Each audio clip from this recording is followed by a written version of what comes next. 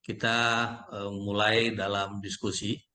Yang pertama kita minta dari Bapak Wakil Bupati Siak, Bapak Haji Usni Mirza BE, yang akan memaparkan, tapi sebelum itu saya akan membacakan kurikulum vitae-nya. Bapak Usni Mirza ini asli dari Siak ya Pak ya, dan menempuh pendidikan S1-nya itu di International Islamic University Malaysia, dalam pendidikan untuk spesifiknya administrasi bisnis.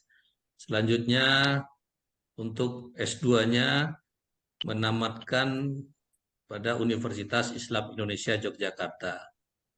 Riwayat pekerjaan, eh, pernah menjadi Ketua Komisi Pemilihan Umum KPU Kabupaten Siak 2023-2029, menjadi manajer Yayasan Islamic Center Siak 2005 sampai 2007, menjadi direktur PT Pemodalan Siak 2010 sampai 2020, dan menjabat Wakil Bupati Siak dari tahun 2021 sampai sekarang.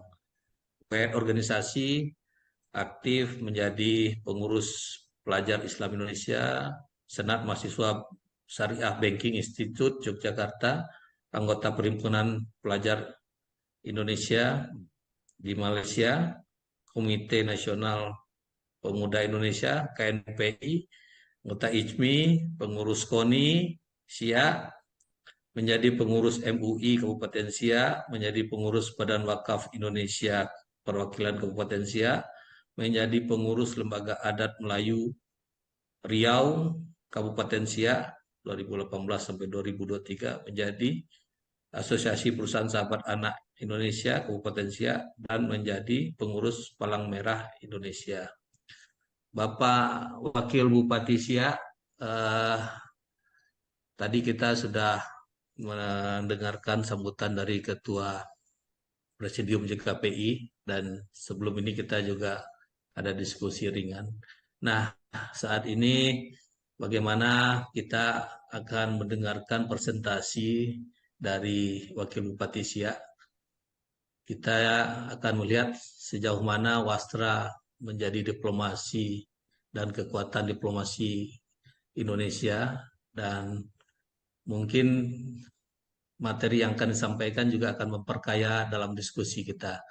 Untuk itu kita mempersilakan Bapak Usni Mirza menyampaikan presentasinya. Waktunya sekitar 15 sampai 20 menit. Silakan Pak Wakil Bupati Siak. Baik, makasih Pak Asfarinal yang lebih dikenal dengan Pak Nanang. Bismillahirrahmanirrahim. Assalamualaikum warahmatullahi wabarakatuh. Yang kami hormati Ketua Umum JKPI, Ketua Presidium JKPI, Ibu Gita, Ibu Ita, Wali Kota Semarang, Bapak dan Ibu sekalian, para narasumber, baik yang hadir secara langsung maupun yang mewakili Pak Bupati Sumba Timur, Bapak-bapak dan ibu-ibu yang mohon maaf kami tidak hafal nama satu-satu, tapi saya yakin dan percaya kita yang hadir pada kesempatan kali ini memiliki kompetensi dan kapasitas yang mumpuni dalam membicarakan terkait dengan Wastra Nusantara ini. Saya mungkin tidak akan banyak bercerita terkait dengan diplomasi Pak Nanang, karena memang saya ingin menceritakan tentang bagaimana tenun siak atau songket siak. Ada yang bilang songket siak, ada yang bilang tenun siak. Nah, gambar yang pertama ini adalah gambar Sultan Siak yang terakhir, Sultan Syarif Qasim II, yang merupakan pahlawan nasional, bersama istri yang pertama, istri yang bernama Tengku Agung Sultanah Latifah, yang beliau ini namanya diabadikan menjadi jembatan Siak yang terkenal, yaitu jembatan Tengku Agung Sultanah Latifah. Next. Nah, berbicara tentang sejarah tenun siak ini memang tidak bisa dilepaskan dari negara tetangga kita Malaysia, karena bagaimanapun secara kesejarahan bahwa kerajaan Siak ini didirikan oleh putra daripada Sultan Mahmud yang merupakan salah satu Sultan Johor atau Raja Johor, yang beliau meninggal pada tahun 1699, dibunuh oleh Megat Sri Rama namanya, orang suruhan daripada Datuk Bendahara.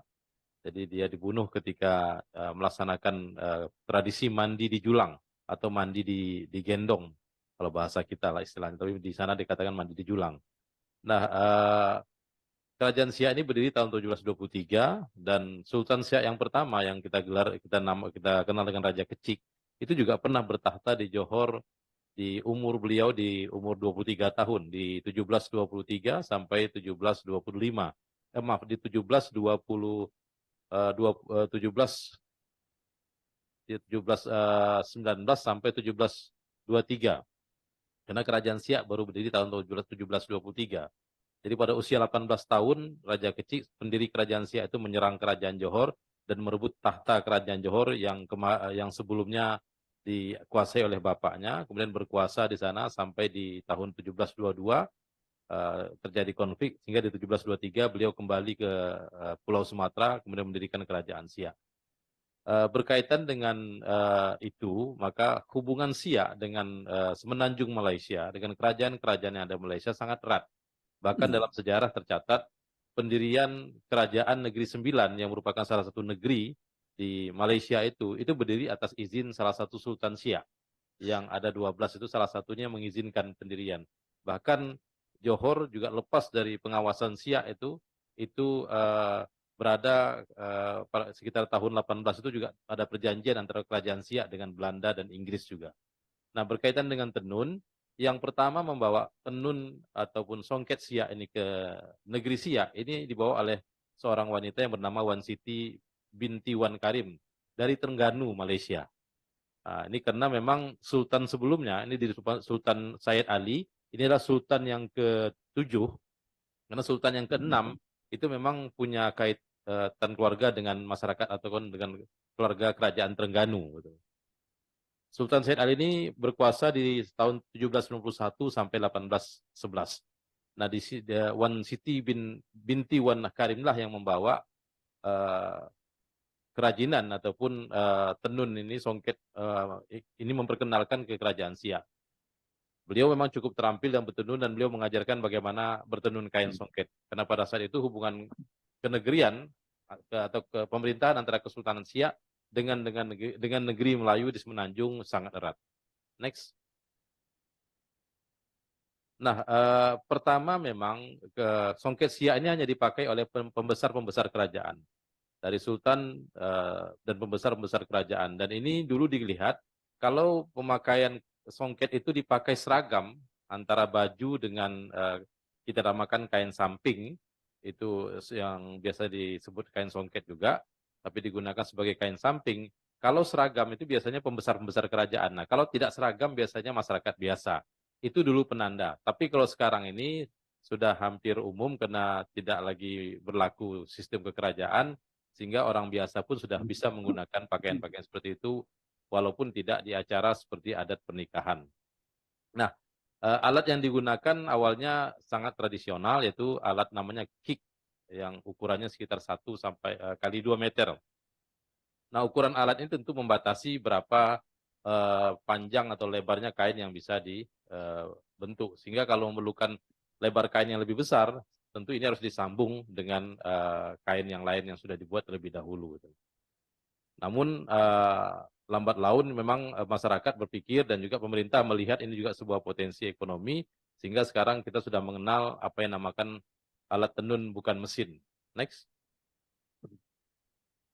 Nah, ini beberapa bahan yang digunakan, kapas, nah, benang, kemudian juga pewarnaan. Ini saya rasa hampir sama dengan tempat-tempat lain atau tenun atau songket tempat lain. Penggunaan warna, baik itu yang alami maupun warna-warna yang cerah atau kalau dalam bahasa Melayu menyenggau, dilakukan dengan merebus.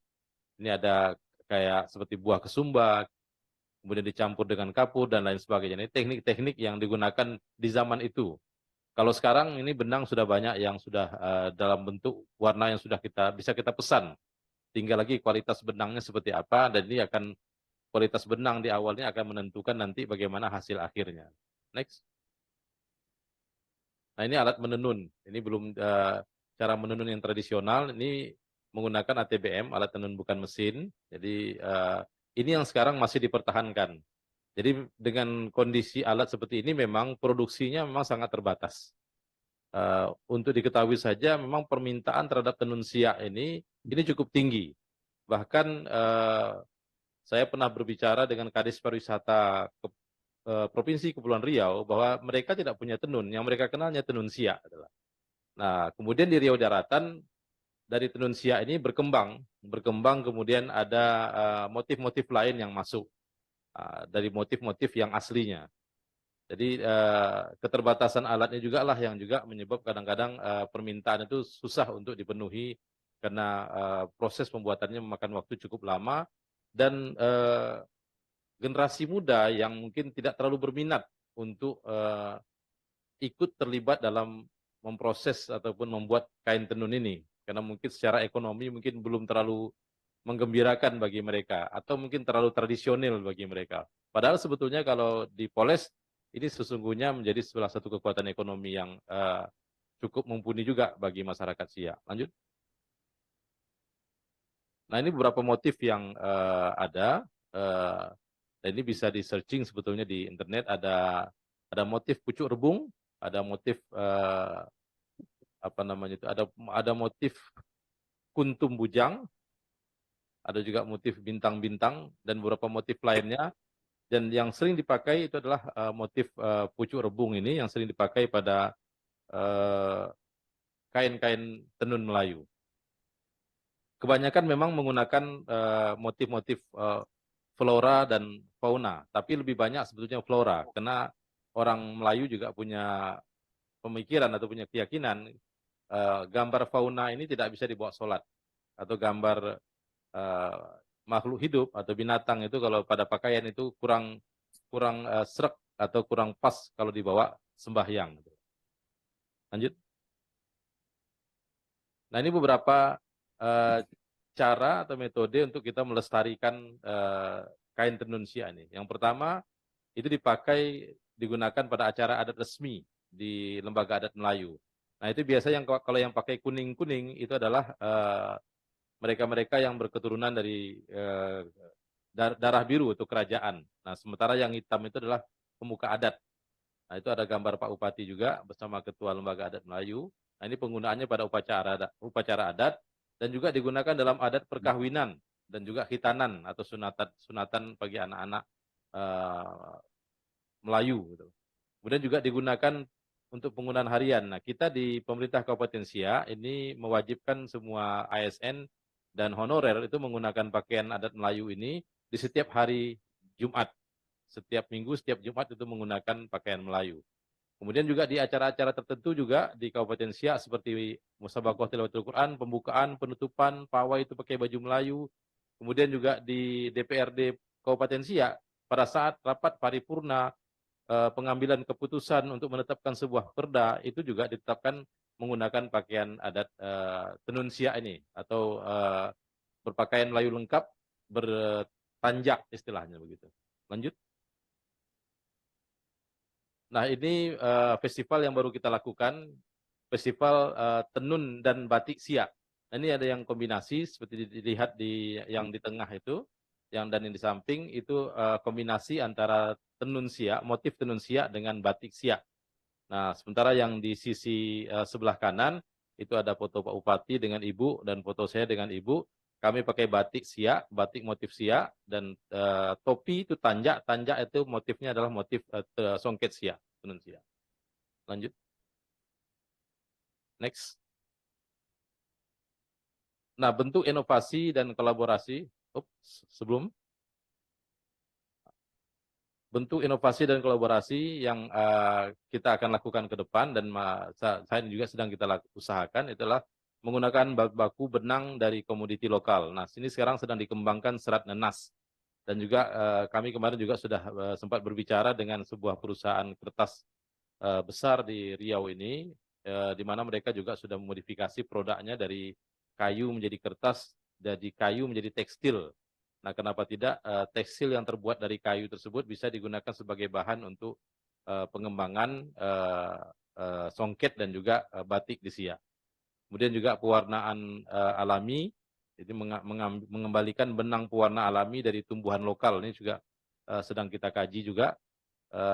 Tinggal lagi yang menjadi problem memang di beberapa pengrajin lokal kita adalah terkait dengan pengolahan limbah. Nah, ini yang masih menjadi PR bagi kami pemerintah untuk bagaimana memastikan bahwa limbah daripada pewarna alami atau pewarna yang dibuat ini juga tidak mengganggu kelestarian lingkungan. Kemudian juga inovasi dalam pelestarian itu menciptakan kemungkinan kolaborasi dengan berbagai pihak dalam pelestarian dan memperkenalkan wastra Nusantara khususnya dari Kabupaten Siak. Saya rasa itu Pak Nanang, Bapak dan Ibu sekalian dapat saya sampaikan sebagai membuka diskusi kita. Akhirnya marilah kita sama-sama semangat untuk melestarikan alam. Semoga alam kita lestari dan budayanya juga lestari.